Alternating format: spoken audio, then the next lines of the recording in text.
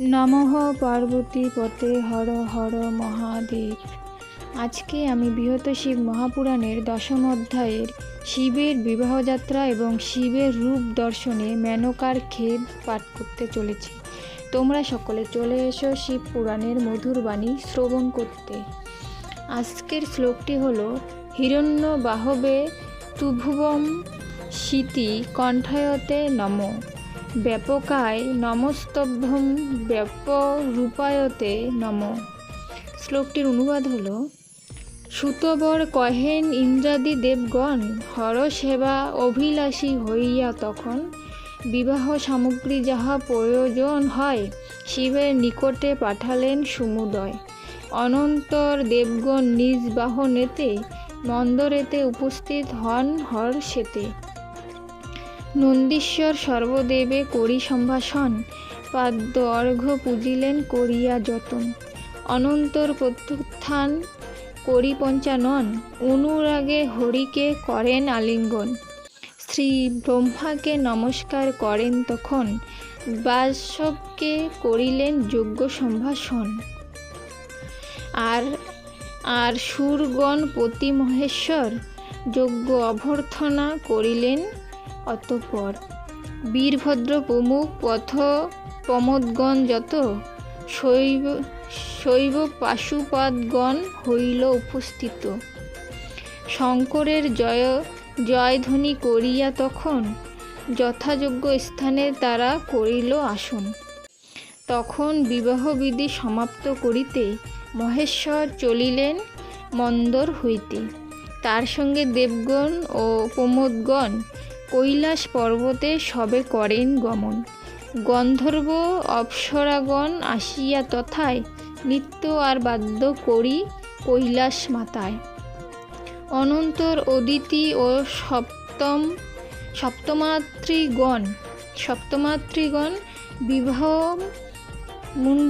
বিবাহ মণ্ডপ ক্রিয়া করেন সাধন। দেবদেব পরিপূর্ণ সকল সময়, তাই তার বেশভূষা শত সিদ্ধ হয়। তবে তার বেশে বাসে কিবা প্রয়োজন, তথাপি রমণীগণ করিল যতন। স্বয়ং শশধর তার মুকুটের স্থানে সন্নিহিত হইলেন অপূর্ব দর্শনে। তিলকস্বরূপ তার তৃতীয় নয়ন অতীব সুন্দর রূপ করিল ধারণ। তাহার অঙ্গের ভস্ম চন্দন সদৃশ্য, আর তার চর্ম হইল দুকুল বিশেষ। মস্তকের জটাজাল উন্নত করিয়া অপূর্ব ভাবেতে বান্ধে মস্তক বেরিয়া। অঙ্গের ভুজঙ্গন নানা মণিময় আভরণ সদৃশ্য হইল সে সময়। আর হর প্রভাবে প্রাকৃত বস্তু যত তখন কৃত্রিম রূপে হইল প্রতিভাত। সুন্দর তাহার রূপ হইল এমন, বড়ই দুঃসাধ্য হয় করিতে বর্ণন।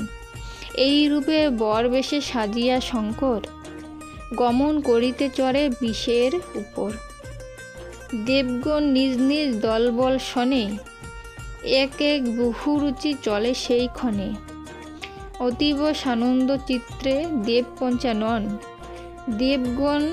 দেবগণে অগ্রগামী করেন তখন।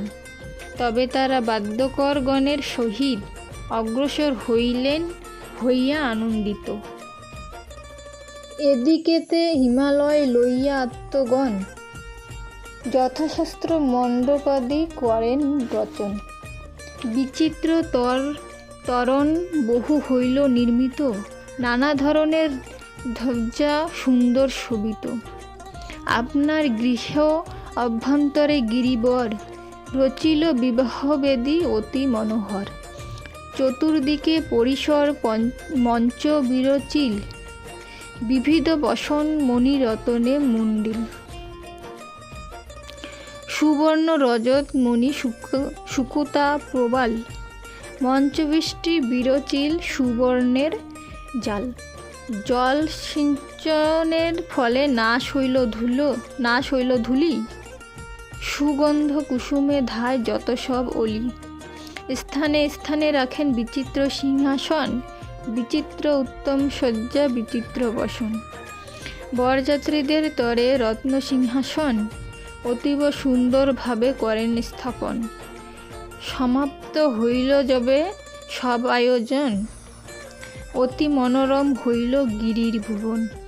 অনন্তর গিরিবর আনার কারণে পাঠালেন হৃষ্ট মনে ওই গন্ধমাদনে। দ্বারা পুত্র কন্যাসহ গিরিবরগণ চৈতন্য স্বরূপ মূর্তি করিয়া ধারণ।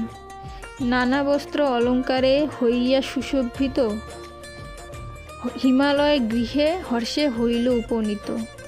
অনন্তর কন্যা সম্পাদনের নিমিত্ত উমাকে করায়ে স্নান কইল অলঙ্কিত। সংকল্প সহিত করি নানা আয়োজন, হিমালয় করিলেন দেবের অর্চন। বরাগমনের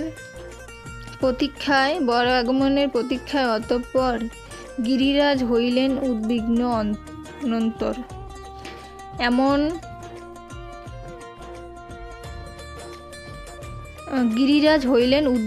অনন্তর। এমন সময় সর্বসিদ্ধি সম্বন্ধিত মহাবীর্য রুদ্র নিজ বলে পরিবৃত। হর্ষচিত্রে 20 পৃষ্ঠে করি আরোহণ, করিলেন গিরিশের গৃহে আগমন। আজকে শিবপুরাণের দশম অধ্যায়ে 3টে পাঠ করেছি। আজকে এখানেই সমাপ্ত করছি, আর বাকি পাঠগুলো এর পরের দিন পাঠ করব। সকলে চেষ্টা করবেন শিবপুরাণের এই মধুর বাণী শ্রবণ করার এবং শিবপুরাণ পাঠ করার। আজকে এখানে সমাপ্ত করছি। সকলে ভালো থাকবেন। ধন্যবাদ।